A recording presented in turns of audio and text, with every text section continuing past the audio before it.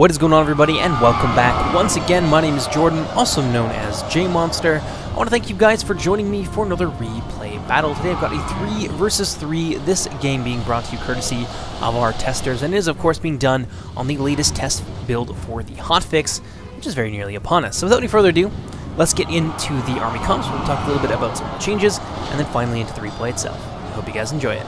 Alright then, so the first army we're going to look at today is one of the blue team armies, this one being commanded by Lord of Belagos. But before we do that, let me direct your attention to this little lancer over here who seems to be waving hello to us. The Limeroth forces in this battle are being commanded by Lord of Belagos, and he has brought some Tarnostian Lancers to the tune of, I believe, 2 units of Tarnostian Lancers, 1 unit of the Swan Knights to pair with the infantry killing power of his Lancers. Got a little bit of anti-cavalry here as well.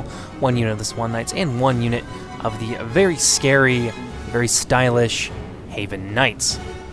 His infantry line rather consists of, I believe, 5 units of Athelon men-at-arms, a couple units here of the Doran Urnal archers, a couple units of the Tirthair marksmen as well, who are a little bit more heavily armored but less in number than the Doran Urnal archers. He's also got a couple units of Black Swan Vanguard to give a little bit of AP to his lineup. And I think he's got a unit of the, what do you call them? The Nimbardell Rangers who are hiding around here as well. So a fairly substantial unit, or company of archers. Not a lot of anti-cav in terms of infantry, but that is what the Dual Limeroth Cavalry is for, really. Moving on now to his ally, we have the forces of Lothlorien being commanded by Starling. Wow, started a little bit there. Starling actually submitted this replay to me, so big thank you to him for supporting the channel. In any case, he's got 2 units of the Lothlorien Mounted Company. 1 unit of the Sylvan Staff Masters, who are an interesting unit. They have very high melee defense, very low damage, but their damage is AP.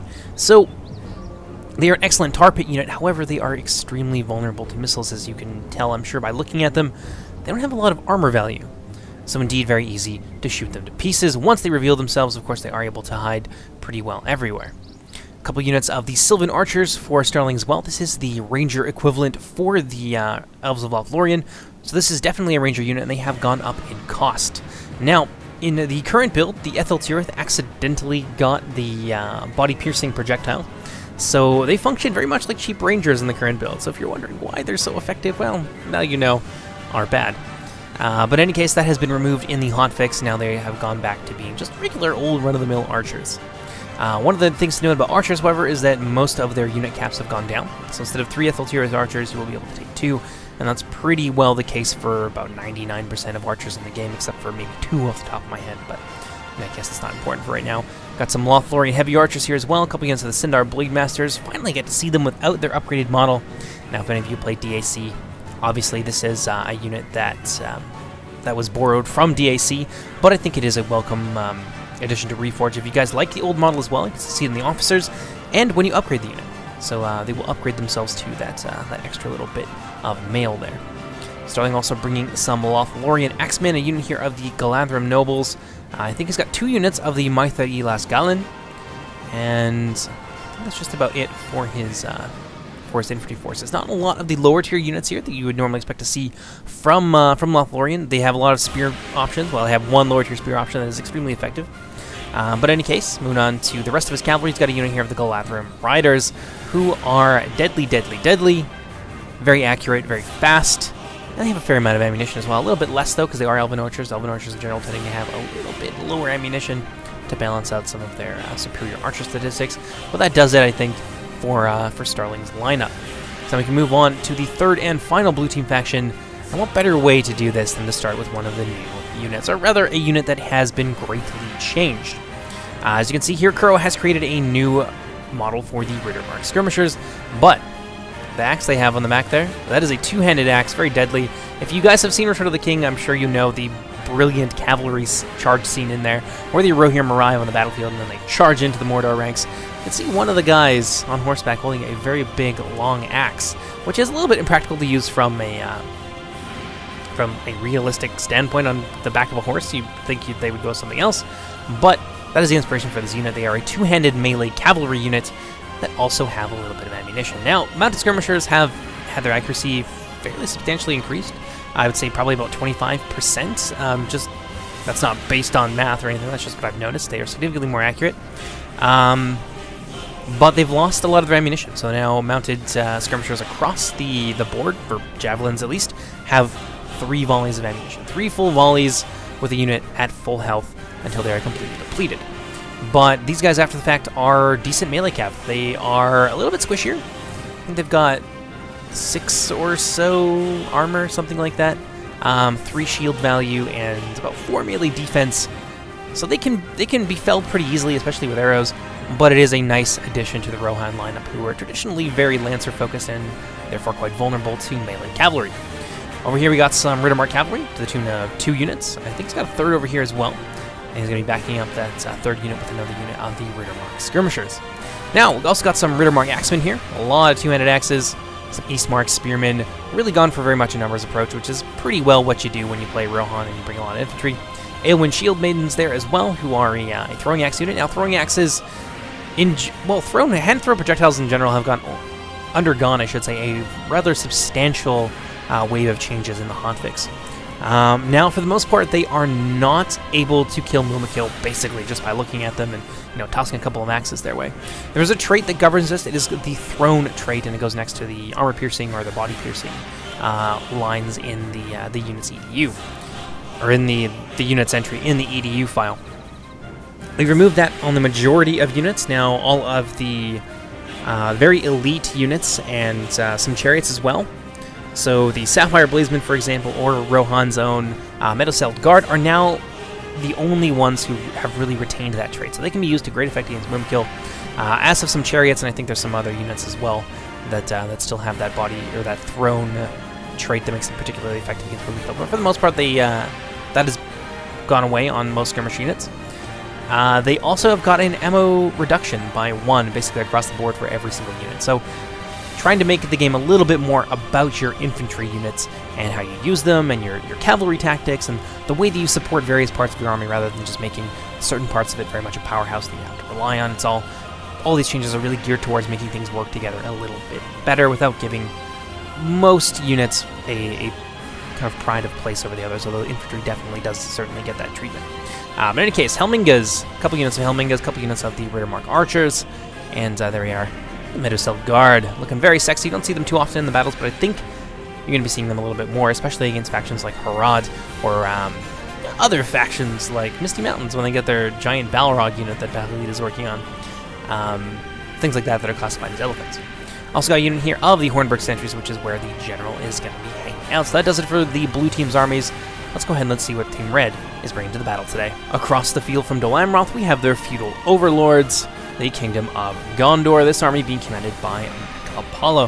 And he's got a roughly equivalent number of Gondor infantry to the Dol Amroth men-at-arms, to the tune of about, I believe, 4 to 5 units of them, all with a single armor upgrade. And behind them, 3 units of the Axemen of Losarnak, who all have their silver armor upgrade, so they are decked out in full plate. Out in front, a couple units of Gondor archers, again with a single armor upgrade. We've got a Gondor catapult unit as well. You can really see the difference, and the catapult crew use the same unupgraded model, or the same model at least as the unupgraded Gondor infantry, so get a good little cross-section of what the armor upgrades do to Gondor. In any case, 1 unit of catapults, and then we've got some more AP units on the 3rd line. These are the real heavy hitters, 2 units of Fountain Guard, who no longer have their Spearwell ability. That'll probably be a temporary state of affairs for a little while, since we did have a breakthrough in regards to why this change was made, but mostly it was made because they were basically AP pikes. They had the range of pikes, but AP damage, a lot of melee defense, and a lot of damage on top of that. They are still very effective. Cavalry that runs into these guys is going to rue the day they were born. Well, probably not, because they will almost die, certainly, on impact. But Fountain Guard's still very effective. They just no longer have their shield wall formation. But perhaps as an upside, I'm sure many of you out there are shocked and horrified at that change, but they are much more maneuverable now. So you can get them into problem areas much quicker. In any case, 1 unit over here of the Shielded Fountain Guard in the center of everything. This is, I believe, going to be the General's Bodyguard. Yes, indeed. No, I am actually wrong about that. The General's Bodyguard is going to be the Gandalf's Retinue Bodyguard in behind them. A very, very strong Lancer unit. One of the few cavalry units that Gondor has that is truly good in cavalry engagements. Mostly that comes down to their armor and their 2 HP. But in any case, still a very useful, surprisingly versatile Lancer unit. And finally, we got a couple units of the Gondor Cavalry, fully upgraded really get to see all of the stages of the Gondor kind of upgrade spectrum, and yeah, they've got quite a lot of armor, I believe, to the tune of about 11. Something like that when fully upgraded Gondor units become very, very tanky indeed. But let's move on now to his ally. We call them the Kingdom, the Khanate, the Tribal Confederation, well, whatever you want to call them. These are the deadly nomads of Khand from the mountains, even farther east of Mordor than most people have ever traveled. Very, very deadly horsemen indeed. A couple units here of the nomadic scouts who are they're axe-throwing cavalry, and they lost a little bit of ammo. As I said, most mounted skirmishers like this, like mid-range AP missile skirmishers like this, have been reduced to 3 ammunition. But still, these guys are very cheap and can do a lot of damage if allowed to do so. So 2 units there of the nomadic scouts. Got some very cataphracts here, as you would expect from Khand. I feel they've got a lot of cavalry on the field today, and the very cataphracts are basically the epitome of everything that the Khandish units stand for. This Khand very much focuses a lot more on their melee cav than faction like Rohan, and these guys are heavily armored knight units that also double as lancers, one of the few lancer picks that Khand has available to them. Over here we have the second and basically only other lancer pick for Khand, the Brotherhood of the Lance, who look a little bit like very fearsome hockey goalies with some of those face masks on, but altogether a very impressive looking, very deadly unit, extremely powerful in the charge. Over here we have some Variag Bowmen who, like many Variag units, are able to deploy stakes, except for, of course, the Variag cataphracts over here. They're the Variag Knights, whatever you want to call them. Also bring in some Nurad Footmen, quite a lot of Nurad Footmen, one of the few non-spear infantry units that has the shield wall ability, making them very useful for mass pushes against enemy lines. They are fairly low on the attack end of things, but they have great shield value, and of course, their APs you'd expect from those vicious-looking picks that they wield.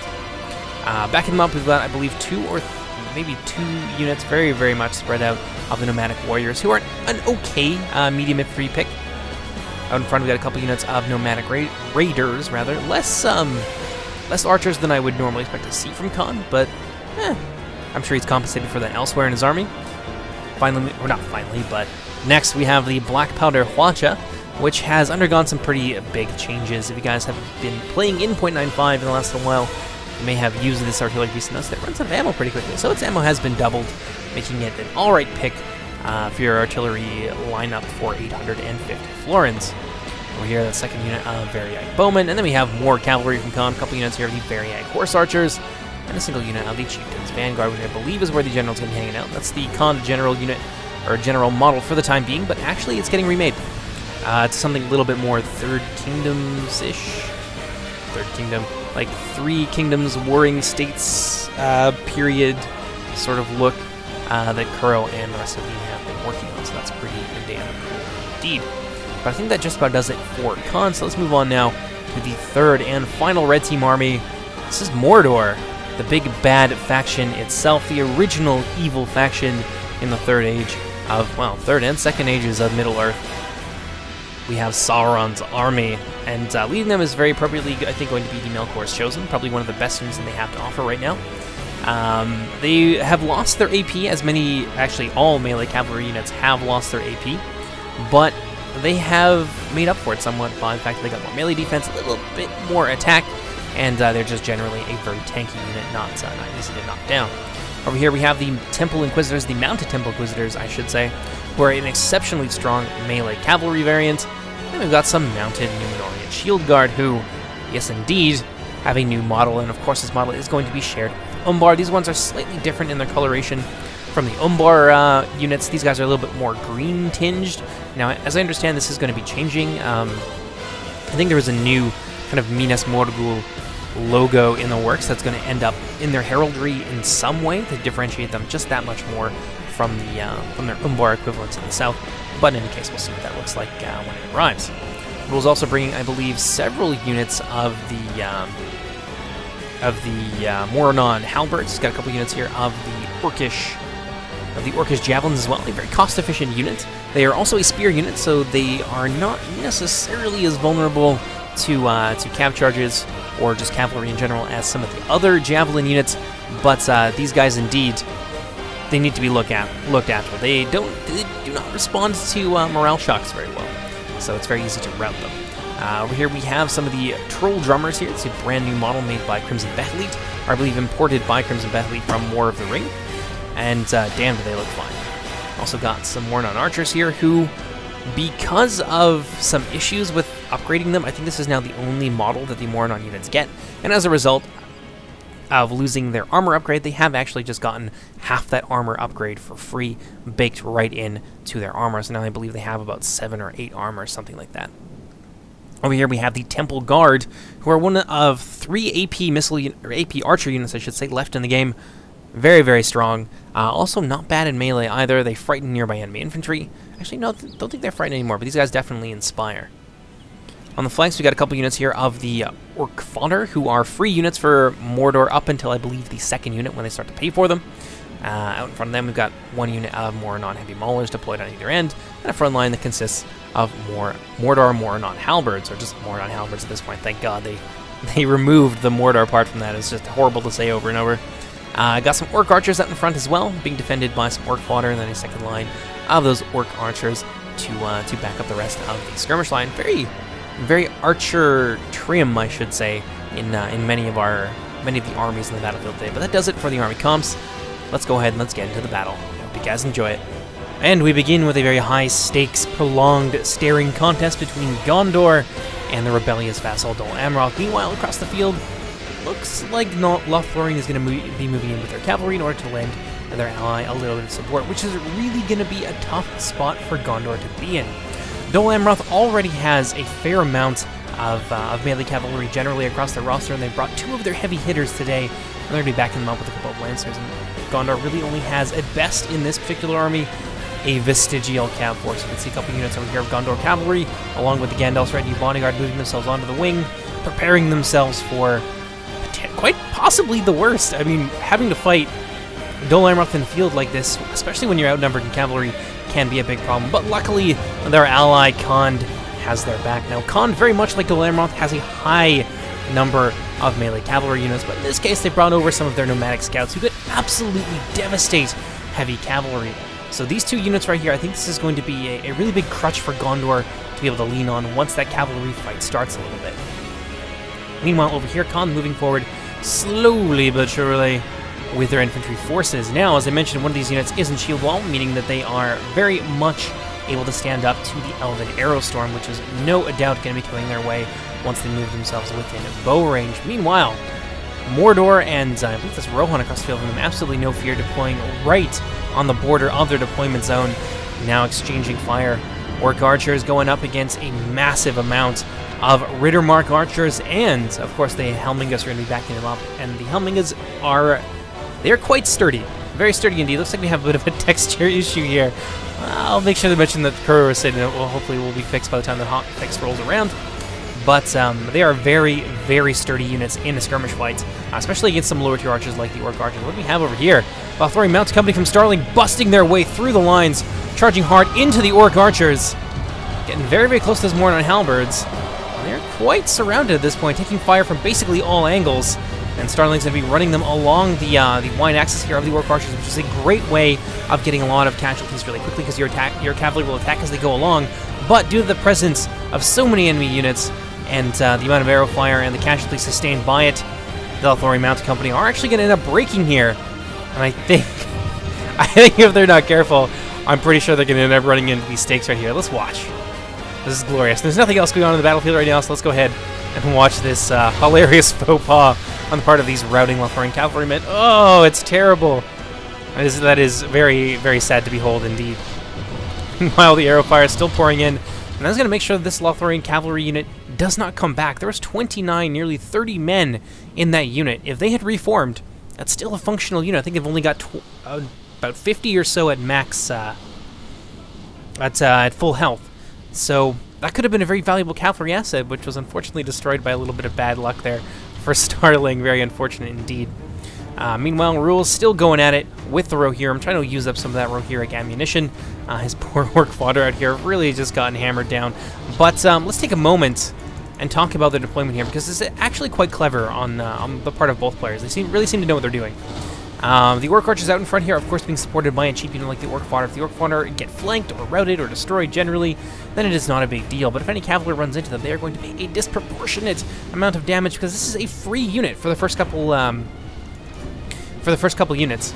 So any kills you can get with them, very, very useful. Meanwhile, looking over at DI's order of battle, Rittermark Archers here being supported by some Eastmark Spearmen. There's a second line there of Helmingers that can cover these guys as they run away and get off an extra volley, possibly two, before fleeing behind the safety of these Eastmark Spearmen. And meanwhile, there's still more infantry that can be used to support the Eastmark Spearmen if an enemy manages to break through the front lines. And finally, we have the mid-range skirmish line that is there to support the enemy, or to support the infantry in the event that they get into a little bit of trouble. But got some arrows coming in from the back right now. Looks like Grimgor Ironhide really playing the field right now. Brought two of his units of Variag Horse Archers in behind the Rohirrim lines and is trying to help his ally Rules skirmish down the Rohirrim forces, possibly even inducing them to move forward. And it looks like Rules really, really wants the Rohirrim to come forward. He's got a perfect little layered defense here. Orc Fodder on the flanks, backing up some more non-heavy maulers. These are great target units that are strong against cavalry and against armor. And of course, he's got his Orc Javelins and things like that in the middle as well, and some more non-halberds as well. So this is very much, this is an army that it seems like Rules really wants to pull an enemy into. He's got some hard-hitting units like the Temple Guard, some AP units they can use to take down the Rohirrim bodyguards. Meanwhile, he can thin out the chaff with his Orc Javelins and potentially send the Rohirrim infantry fleeing. They don't have the best morale. They've got pretty good morale, higher than average, but these Troll Dormants have a really nasty fear effect that's could really cause some problems for them.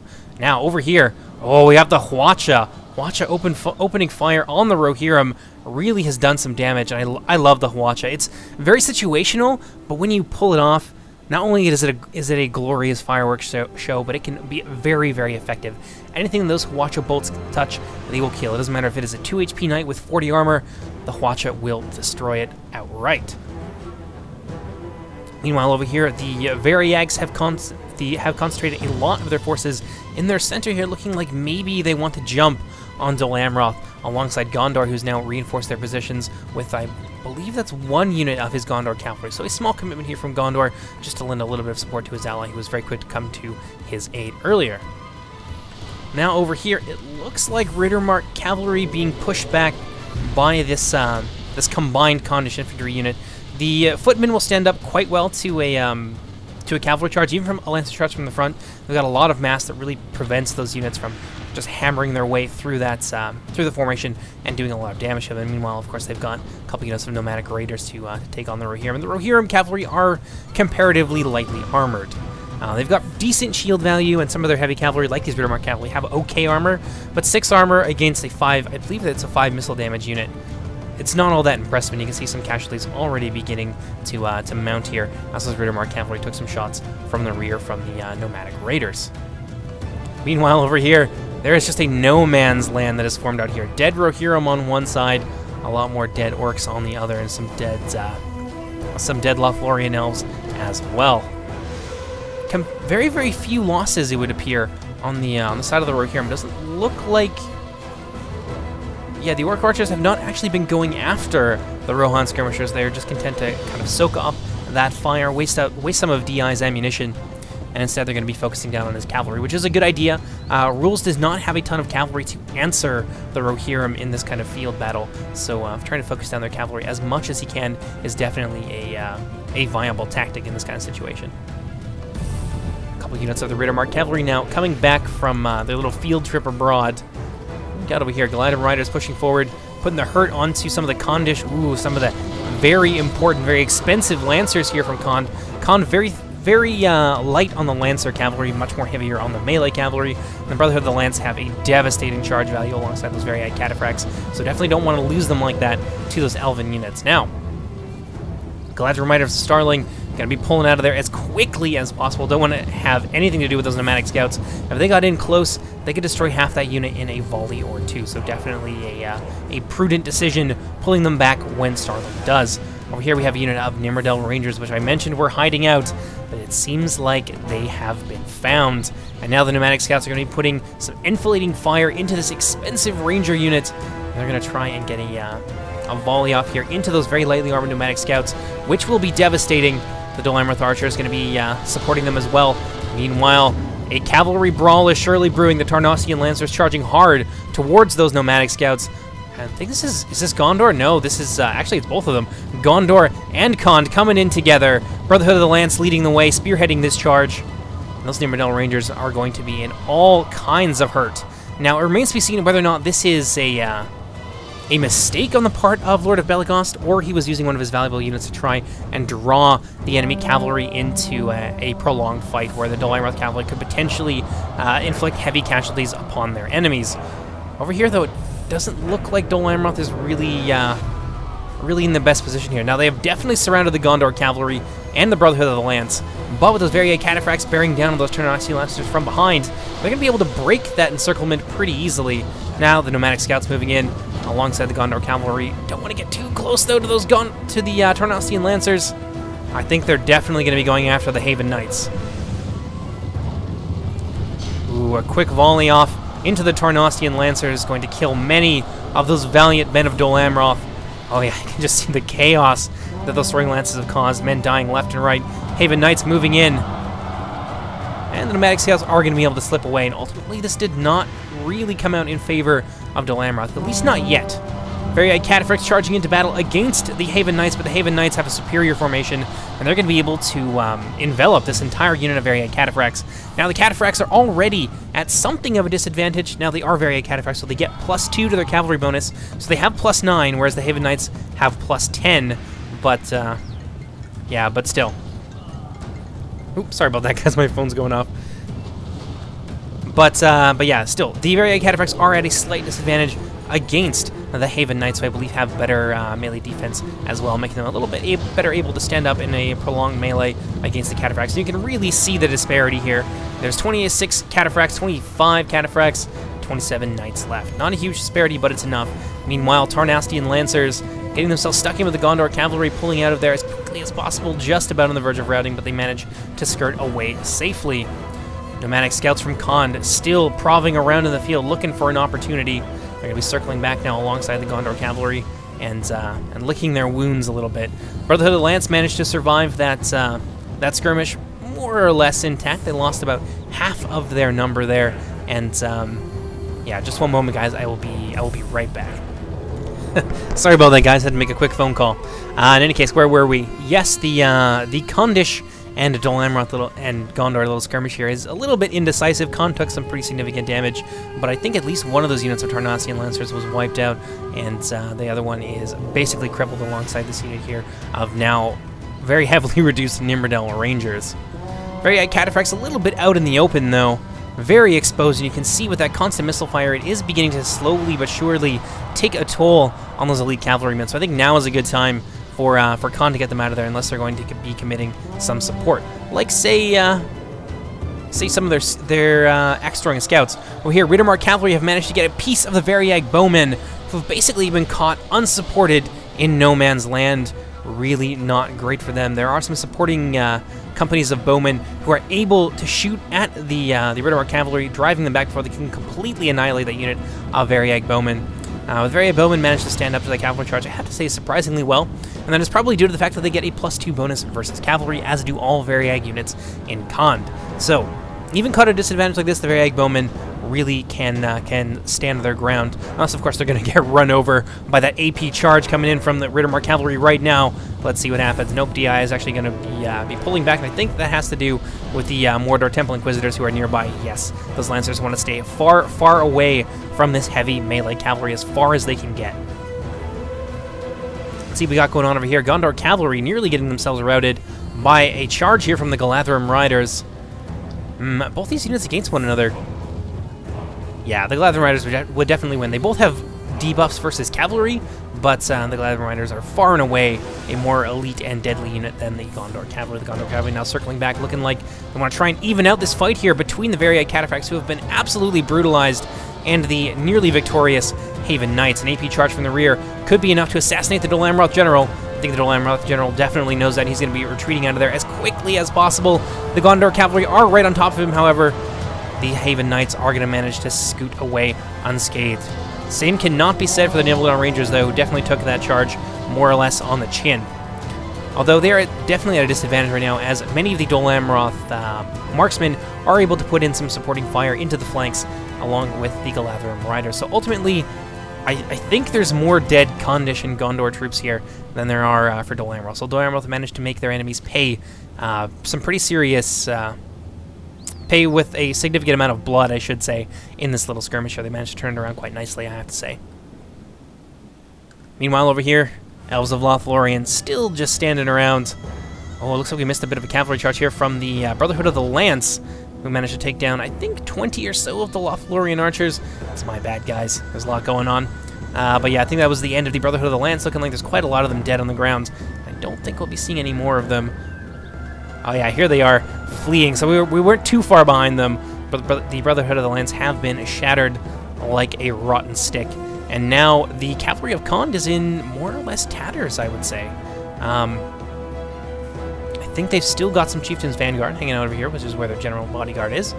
But other than that, the blue team has really managed to give themselves a cavalry advantage, despite, well, they weren't really outnumbered. They do have 2 cavalry-heavy factions, but yeah, they've really taken down a lot of the red team's cavalry here, which is why I believe Rules brought over his mounted Temple Inquisitors, because something needed to be brought over to try and fill in the gap. And these guys are very, very resistant to arrows, unlike some of their late contemporaries lying in pools of their own blood on this end of the field. Starling moving forward with his Galadrim riders, looking like, yeah, definitely going to go after the Temple Inquisitors. Or perhaps he's going to put the final nail in the coffin of these nomadic scouts, who definitely should not have been left out in the open like this. Even a few of these guys can do some serious damage. You just got to be able to keep them alive. That's their big trade-off. They do a lot of damage and they're very mobile, but they have next to no armor. I believe they only have between 2 and 3 armor, something like that. Grimgor Ironhide can be pulling them out of there post-haste. Galadrim Rider is also going to fall back to their lines, and both sides kind of settling in again. A little bit of inactivity here. The calm before the storm, the deep breath before the plunge, if he were Gandalf.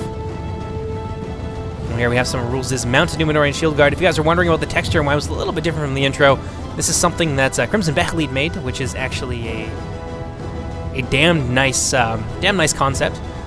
And yeah, I wanted to try and put it in the game and see how it would look on a cape. So this won't be in the hotfix. Don't be surprised when you don't see it. Orc archers now being driven off the field by the Rittermark archers.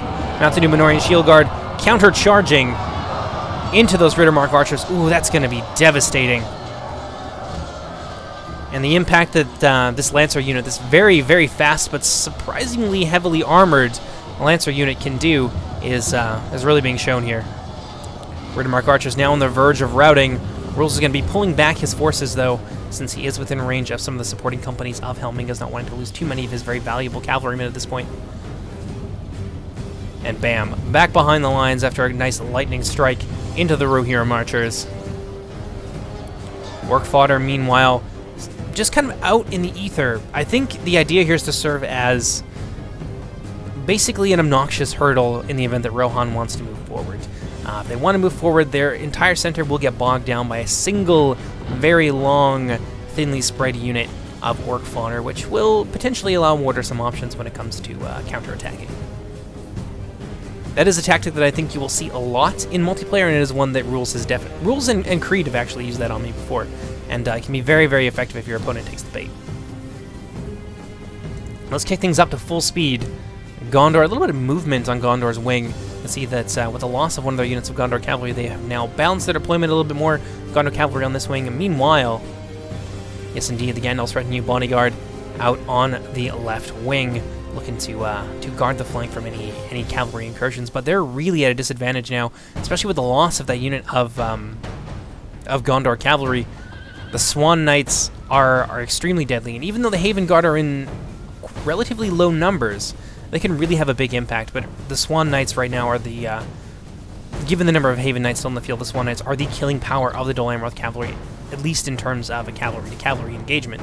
And that's going to free up the Tarnostian Lancers to wreak all kinds of havoc, and potentially this unit of Lorien Mounted Company as well. So this is going to be tough for Gondor. One unit of cav against potentially upwards of 4, not going to turn out very well. Let's see what's going on over here. It looks like some movement on the part of Mordor.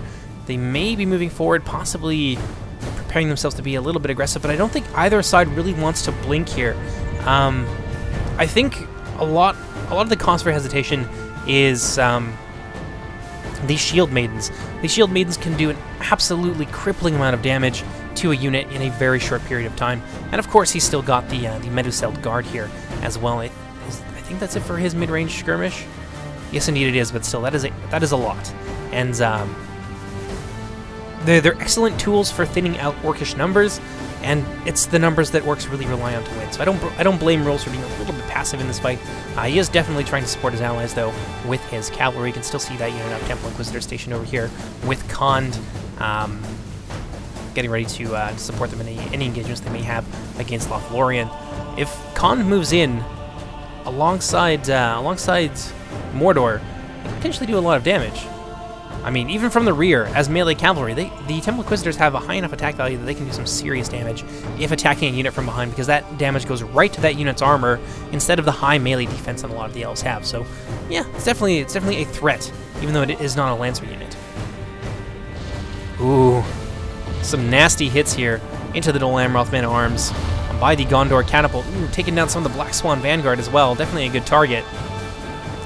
Lord of Belegost now going to put these guys in a loose formation, try and minimize the casualties here while he tries to wait out that artillery storm from Gondor.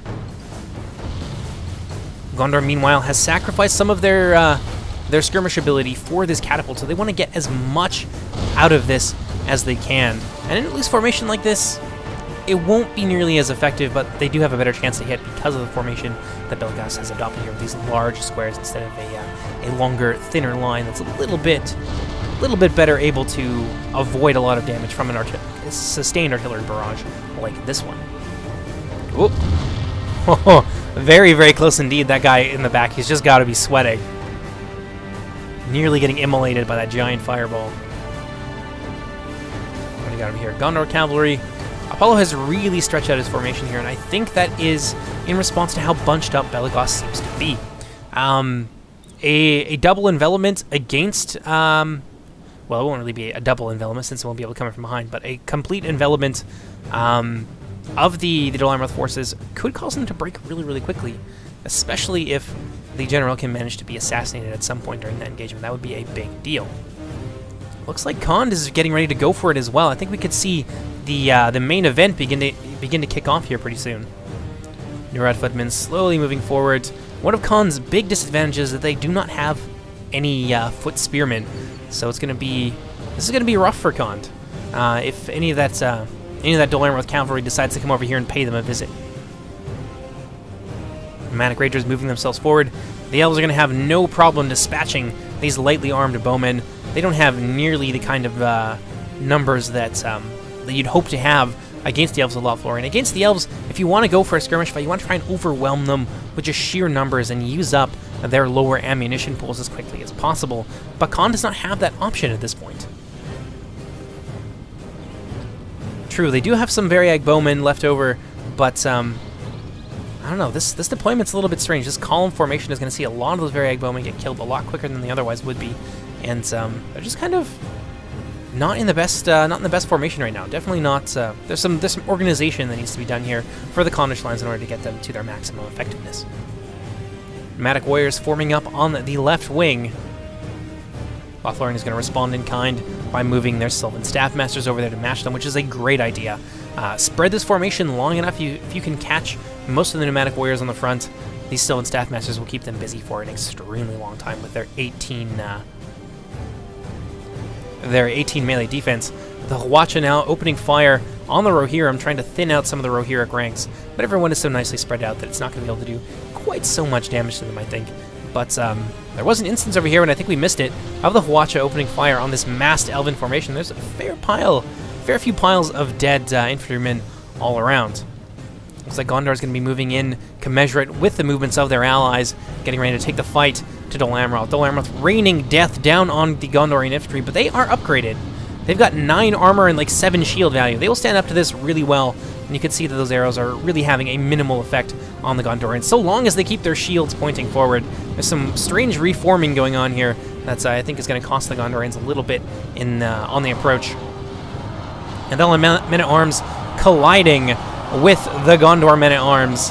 A second company of men-at-arms here overwhelming this this one isolated company of men-at-arms. Let's go ahead and let's turn things down just a little bit here so we don't miss anything. Meanwhile, the Dornodal Archer is getting caught up in this brouhaha as well. Around on the flanks, the Axemen of Lasarnak.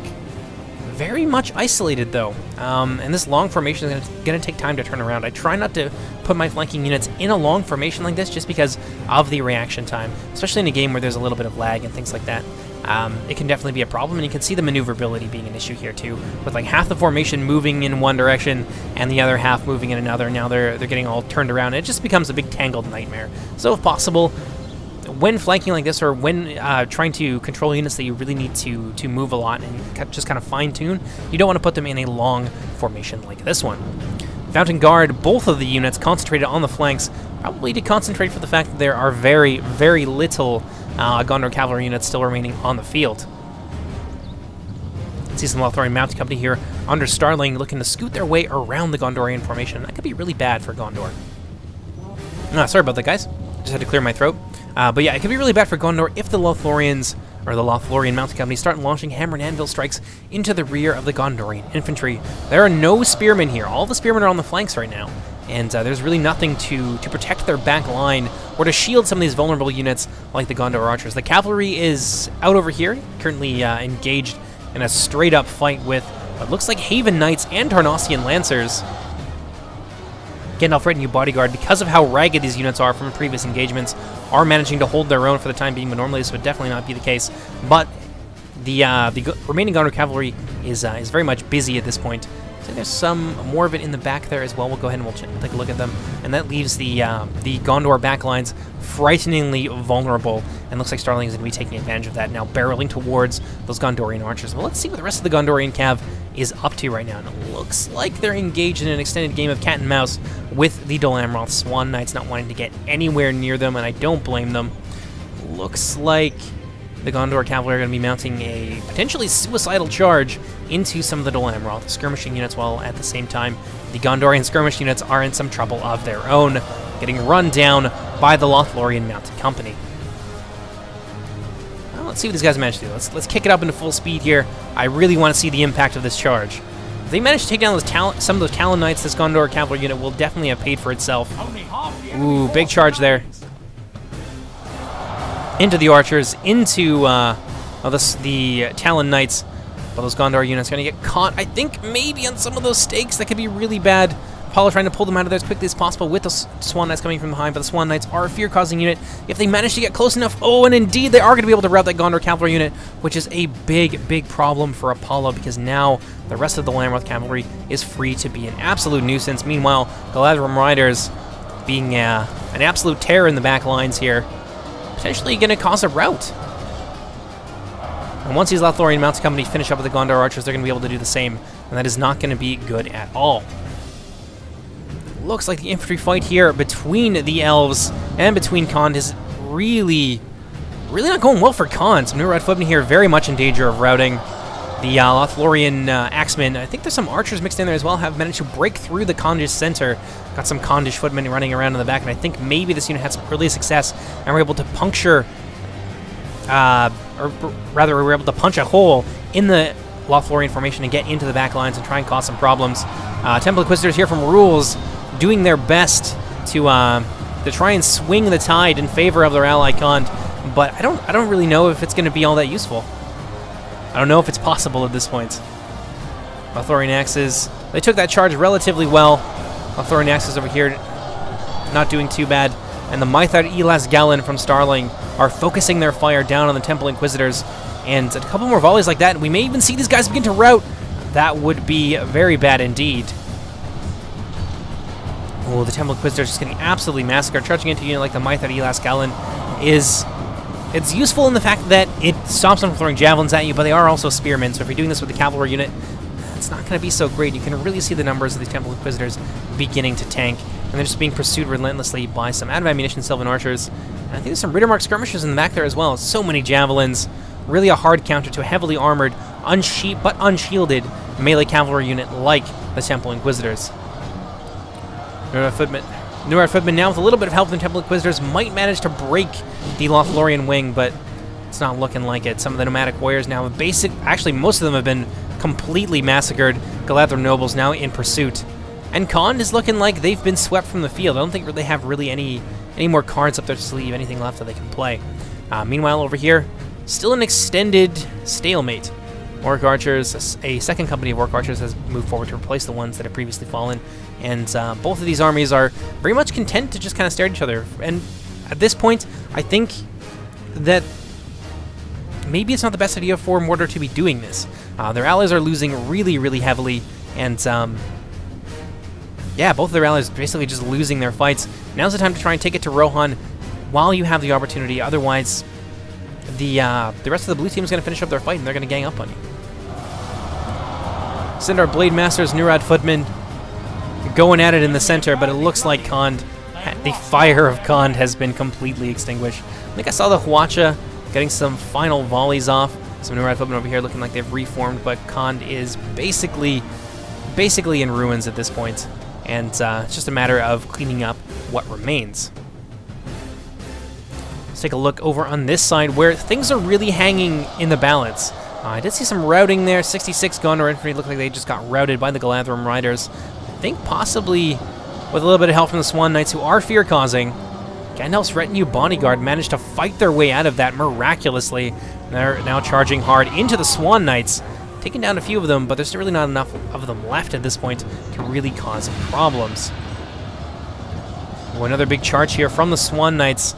This Gandalf's retinue bodyguard, if they could get a decent charge here and kill maybe 5 or 6 of them before the Swan Knights turn around and massacre them, but something definitely needs to be done here in order to try and swing this back in Gondor's favor. Something drastic and something quick.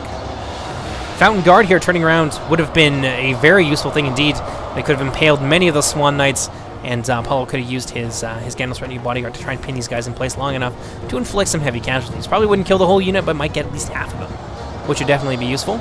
On this wing, it seems like the Fountain Guard are really the trump card here for Gondor. They've managed to, for the most part, destroy the Dol Amroth infantry on the Gondorian left. In the center, though, it is a different story. The Gondorians are really being driven back in a big way. Black Swan Vanguard hacking their way through the armored ranks of the Gondorian overlords.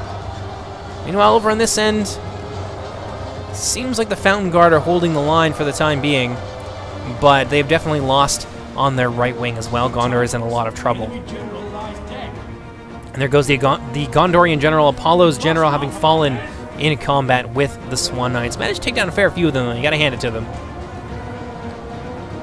Fountain Guard moving in to completely encircle these Black Swan Vanguard and the remaining Dol Amroth infantry on Gondor's left wing. I don't know if it's gonna be enough. Some Gondor infantry trying to move in, trying to get away from those cavalrymen, move a little bit closer towards the safety of the Fountain Guard, and completely envelop the Dol Amroth right wing. Maybe even surround these Talon Knights, who are in Skill Trim, which is interesting. A lot of units got Skill Trim fairly recently, I think, and that's there are reasons for that I was not privy to, or maybe I just don't remember them. I think part of it was turning those units into generals' bodyguards, because Skill Trim will put your general at the middle of the formation, but you can't use Skill Trim and a general in the same unit because the Horn will replace the Skill Trim. So it ended up just being a failed experiment. I think that was what the rationale was. In any case, Shielded Fountain Guard here, holding their ground very well. Despite being spearmen and despite being outnumbered, these guys are multiple HP, very well armored, and have very high morale as well. And of course, they are AP. So against the fairly exhausted Dol Amroth infantry, might be a fair exchange. Meanwhile, over in the center, it is just a graveyard. There's not too many of the Elves of Lothlorien still left over. We got over here some Neurad Footmen getting munched to death here. This is like Lothlorien Pac-Man, just walking these Neurad Footmen straight into an early grave. Meanwhile, the remaining Elves have consolidated on the wing of their ally Rohan. Very battered-looking force. The Maithari Las Galan, I think there used to be 2 units of them, and one of them I think is now completely dead. Never mind, it's over here, and very, very much in good shape. So Starlight still has a fair amount of forces left. Now Rules is in a lot of trouble. Very much outgunned and absolutely outnumbered. I don't know what Rules is going to be able to do to pull out victory in this case, although it is worth mentioning that he has some Melkors chosen here. Very much a nice trump card unit for the Mordor forces. An absolute terror against cavalry units. Like the Rittermark skirmishers, they will absolutely destroy them, and against all the other lancers and stuff on the field as well. So we've got some Numenorian Shadow Guard in here as well. I don't know if I mentioned them during the army composition phase, but they're definitely present on the battlefield today, and they're going to be being shadowed by the Melkor's Chosen. This could be a problem. Used against, say, a bunched-up unit of cavalry like the Rittermark skirmishers who happen to be facing, I think, not quite the right direction. They could in just a volley or two, they could maybe kill half that unit. So definitely something to be aware of, and it looks like DI sees the danger that he's in and exactly what strategy Rules here is trying to employ. He's going to fall back now with his Rittermark skirmishers. Let's pop on over to the Gondor Dol Amroth side of things, where it seems like... Ooh. Gondor is definitely not winning this fight, but those Swan Knights charging into those AP spears, that is an ugly thing indeed. Got a Fountain Guard here, are they going to rout? No, say it isn't so. No, the morale is stabilizing. Over here, the Fountain Guard are actually winning, which is very impressive, and I think a lot of that comes down to their AP and their high melee defense for a spear unit. What do we got over here? Ooh, the Chieftain's Vanguard from Khand moving in to engage with the Galadrim Riders. They're going to get caught out by some Swan Knights, and that's going to be very bad indeed. You do not want your Chieftain's Vanguard to stick around here for too long. Authority Mounted Company moving in from the rear, looking like they want to cut off any chance of retreat for the Chieftain's Vanguard. Are they going to be able to get out of there? No, it looks like they're going to put up a final stand here against the Swan Knights, try and tie up as much of the cavalry as possible. Looks like Starling's now going to be pulling his remaining cavalry units out of the fight and throwing them against some remnants of Khand. What do you know, some Black Powder Hwacha here being a problem for the Rittermark cavalry, surprisingly enough. They managed to take down a few of those Lancers, but they're going to get swept away by those Lothlorien cavalrymen who are looking like they're making their way over to the far end of the field in order to aid their ally Rohan at completely obliterating Mordor. Mordor is in some serious trouble right now. They are very much outnumbered and in danger of being completely enveloped. They are at a cavalry disadvantage with only one unit of really deadly cavalry at their disposal. What do we got going on out here? Rittermark cavalry hacking apart the Orc archers. Rule's getting kind of caught out in the field here a little bit. I don't think that this was intentional. He doesn't really have anything that he can use to, like, to really make these cavalrymen pay, I think. Maybe he does still have a couple units of Mornon archers still in there. But the Orc archers, I don't know. I feel at this point, if it was me in rules issues, I would be conserving every single life that I could, and those Orc archers could be an important part of his defense a little bit later on, especially given how thin on the ground these Mornon halberds are. But who knows? Maybe that's just the benefit of hindsight, and Rules kind of wants to make his opponent here pay in exchange for charging down those archer units. Oh my goodness indeed. Numenorian Shadow Guard going to get caught out in the open. Some Sylvan Archers, of all things, I managed to get in here amongst the Rangers. And a big cavalry charge from the Rittermark skirmishers is going to hack down many of those valuable Ranger units. I'm not too sure what the thinking is here. The Melkor's Chosen, in a straight-up fight, could have potentially massacred these Rittermark skirmishers. Now, the skirmishers are melee cav, but the Melkor's skirmishers are HP, and they have twice the cavalry bonus that the Rittermark skirmishers do. So I think that he could have absolutely destroyed this unit here, and certainly held them in place long enough with his cavalry to fire into the flank with both his Mornon archers and, of course, his Orc javelins, but he may be saving them for a little bit later. In any case, those Mornon archers are firing down into the retreating companies of Rittermark skirmishers, and it looks like they're managing to take down a fair amount of them. Ooh, very, very vulnerable to archers indeed, these units. Let's see what's going on here. It looks like Gondor has been completely destroyed at this point. Dol Amroth is now consolidating. There's a few kind of stragglers here from the Gondorian army that are now fleeing off the battlefield. There's still a company of Fountain Guard, however, putting up a real nice fight. Look at this. This is really nicely done on the part of Apollo. Managed to turn Belagost's momentum against him in a sense. Many of his units were swarming against his one company of Fountain Guard, but he's managed to come in and effect a little bit of a pincer movement here with these two units of deadly AP spears, and this is going to exact a bloody, bloody toll from the men of Dol Amroth, who are now moving in with all haste, with all of their remaining companies, to try and try and save some of their elite units here, like the Talon Knights. But yeah, Gondor definitely lost this battle, but they are making Dol Amroth pay for it. Dol Amroth has taken some significant casualties at this point, but I think not enough to cripple them, which means that eventually they will be able to make their way over to the other end of the battlefield and join the fight against Mordor and be effective. So let's go ahead, put things in to normal speed now. This is the only part of the battlefield we really have to be all that concerned with. What do we got in the back here? Some Lothlorien mounted company charging their way into the Mordor formation, running again along the axis of these units, but like last time, they are very much in danger of routing. I see what they're going after. Ah, the Númenórean Shadow Guard, of course. This Lothlorien mounted company just tangled up in a sea of AP and anti-cavalry orcs. That's going to be disastrous for those Lothlorien mounted warriors. Riddermark Cavalry getting a beautiful charge here against the Orc Archers, destroying basically what is left of that unit. But it is tying them up a little bit and allowing the Mordor Archers to get a few counter volleys off into the Riddermark Cavalry, who, for a brief moment there, were in danger of potentially routing. DI going to follow up that previous lightning strike with another by a second company of Riddermark Cavalry. They're not going to be quite so lucky, though, and they're going to take a lot of damage as they try and get themselves disentangled from the Orc Archers. So Rules is doing a good job here at standing his ground, conserving his ammunition, and going for some important targets. The cavalry is probably the biggest threat, I think, at this point. The Rohirrim infantry, they're not great. The Mordor infantry, I think, can go quite toe-to-toe with him, and the rest of his allies, well, they're a little bit ragged, and some of them, I'm sure, are a little bit tired from their previous adventures. So yeah, the cavalry disadvantage here is one that I think Rules is really keen to try and even out at this point. Ooh, Galadrim Riders charging into a combination of Orc Fodder and Mornon Heavy Maulers, being driven back now in a hail of javelins. They're going to circle back and try and make their way towards friendly lines. It looks like Rohan now feeling confident enough to begin to move forward here against the Mordor forces. And like I was saying earlier, this was a tough fight. Rules had a lot of really good skirmish units. A lot of those have been whittled away now by the efforts of both Rohan and their allies. But he had some nasty mid-range stuff as well, and of course the AP archers.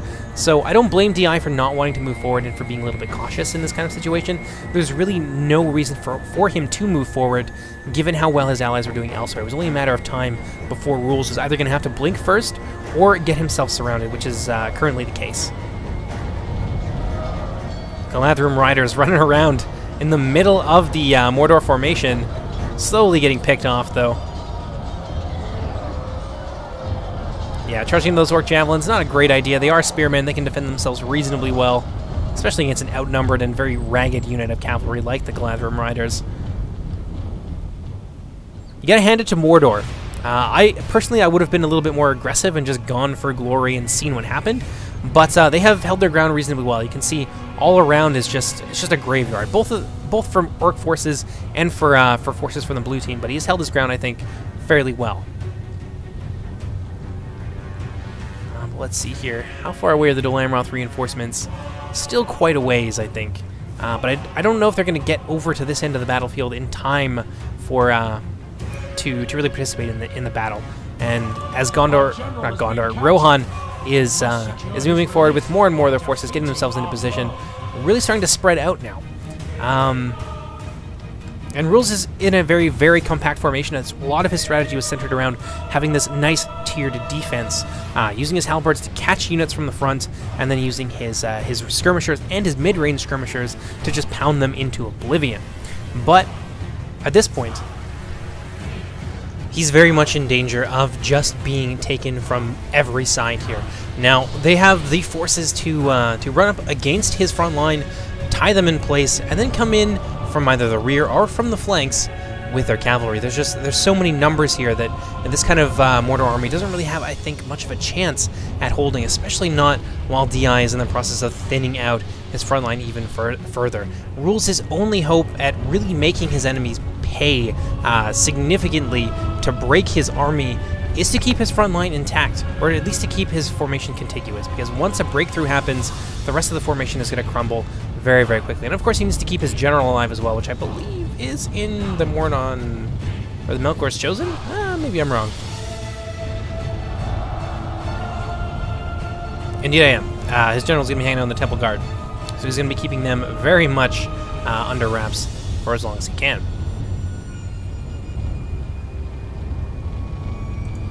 Let's go ahead and get down and dirty with it. As the Rohirrim infantry begins to charge their way into that line of bristling halberds. Those Mornon halberds. I feel like they could win this fight. The Riddermark archers aren't great in close quarters. But maybe there's just not enough halberds left to really make a significant difference. It's fairly even right now. The elves coming in at the same time from Rules' left wing. A big charge here. General charge, in fact, from the remaining elven infantry, Galanthrim nobles, Maithar Elas Gallon, backed up by a second company of Maithar Elas Gallon, and some Hornburg sentries. These are some fear-causing units, and this is a very well-placed unit of Hornburg sentries. A unit like the Orc Fodder, they don't have great morale, and even with the Troll Drummers nearby, a fear-causing unit like the Hornburg sentries could be enough to shatter Rules' left wing like a broken twig, and it's going to allow the rest of the Allied forces to just run amok inside of his formation right now, and Rules be set on all sides. That's the last thing that he wants to have happen to him. Riddermark Axemen, a little bit indecisive here. The Sindar Blade Masters, however, know exactly what they want to do, charging headlong into the Orc Fodder. Riddermark Axemen now pulling back a little bit, surprising. There's a couple companies of them here. Could be very useful. Maybe they're going to try and like force their way through this gap here. That would definitely be a clever thing to do. What do we got over here? Some Lothlorien archers. The elves have divided their forces, it would appear, and are going at both of Mordor's flanks, while Mordor tries to hold Rohan in the center. It is not working. There's the sheer weight of numbers. Not really used to seeing the orcs this badly outnumbered, are you? But it's definitely the case in today's battle. What do we got in the back? Eowyn's Shield Maidens. Ooh, tossing their axes into the Mordor Mornon halberds on the back lines, killing quite a lot of them. That's a lot of dead infantry units there, and Mordor really wants to keep as many lives as intact as possible. Mordor Mornon halberds going to break formation, give chase to the Eowyn Shield Maidens. A cat and mouse game now going on here, but that does, of course, open a big hole in Mordor's lines, exposing these Orc Javelins here to a cavalry charge. And it looks like the Riddermark cavalry are going to try and take advantage of that and potentially try and scoot their way into the gap in Mordor's formation. Swan Knights charging into the rear of the Mornon halberds. Ooh, we can see some routing here. This is a fear-causing unit. Nope, not this time. The Mornon halberds are going to manage to keep their courage and stay together as a unit. We got some breaking here. Some Mornon halberds beginning to flee. Eowyn Shield Maidens here. Nicely timed, actually. A charge from the Melkor's Chosen at the same time those Orc Javelins were tossing their javelins into the Eowyn Shield Maidens was enough to break that unit. And now the Melkor's Chosen are going to make sure that they do not come back. In the process of which they are going to run afoul of the Swan Knights, but I would give this to the Melkor's Chosen any day of the week. Although there are some Haven Knights mixed in there as well, so I think that's going to be why Rules decides he wants to pull out of there, wants to try and conserve his numbers for this unit for as long as possible. And he might be going around onto this wing to try and launch some hammer and anvil strikes, even out the fight on his right wing. If he can break all of these forces here, he will be able to free up some troops to send to his left, where his forces are really, really on the back foot. Orc Javelins now engaged in close quarters, Mornon halberds surrounded basically on all sides. This poor unit of Orc Fodder, they've held out a surprisingly long time, and really that comes down to, I think, their proximity to the Troll Drummers. Won't be long now, though, once these units start to break. The rest of these units will be able to swarm into the rear of the Mornon halberds. Yeah, look at this. The center now beginning to crumble as the Rohan forces push their way in, muscling their way through the few remaining Mornon halberds. And now the Mornon archers are going to be face-to-face with some vengeful Rohirrim.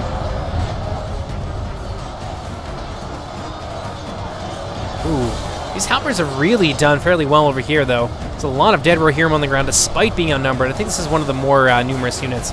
Oh no, the Temple Guard! This is Mordor's one remaining ace in the hole, and they're opening fire on the Haven Knights and the Swan Knights, but at the same time, they're actually being focused down by these Eowyn Shield Maidens. Luckily, Rules managed to get in there with his Melkor's Chosen to stop that from becoming a complete disaster. If Mordor's General went down at this point in the battle, I mean, that would be almost insta-breaking for many of his units. Mornon archers still holding their ground. Damn, these Troll Drummers are really effective. can't help the orcs hold forever, though, and the Mordor halberds, eventually surrounded on all sides by some very scary units, are going to begin to break. Galadhrim nobles now bearing down on the remaining back lines here of Mordor. I think this is a bit of an accident. I think they might have been chasing the Mordor halberds and not really meaning to go into the front of nearly a full and fresh company of Mordor halberds. Not going to go great for the Galadhrim nobles. In formation like this, they have a significant amount of range from the front, so even a high melee defense unit like the Galadhrim nobles can really suffer some grievous losses at the hands of an entrenched halberd unit. But I suppose it doesn't really matter too much at this point. Mordor's days are basically numbered. It's only a matter of time. Mordor archers are still fighting on despite incredible odds. They have their general nearby, and of course they've got the troll drummers. Ooh. There's just missile fire coming in from every side now. The Eowyn Shield Maidens have managed to get themselves set up. I don't think there's any more of the Melkor's Chosen left at this point to really deal with them. Most of them, I think, died over here fighting the smaller company of Eowyn Shield Maidens. And now the General of Mordor is not long for this world. I think the Nazgul just fell. No, he just fell over. So the Temple Guard are just going to go for glory, but unfortunately, before the rest of them can charge, another volley from a second company of the Eowyn Shield Maidens is going to collide with that unit and cut down the Mordor general. There's a counter volley here from the Orc Javelins, but it's not enough. Mordor's days are definitely numbered at this point. Axes and Javelins just bumping into each other in midair as these two skirmish companies try and get some last-minute kills. Looks like the Shield Maidens accidentally killed some of the Ethel. Whoops! What do we got here? 96 to 67.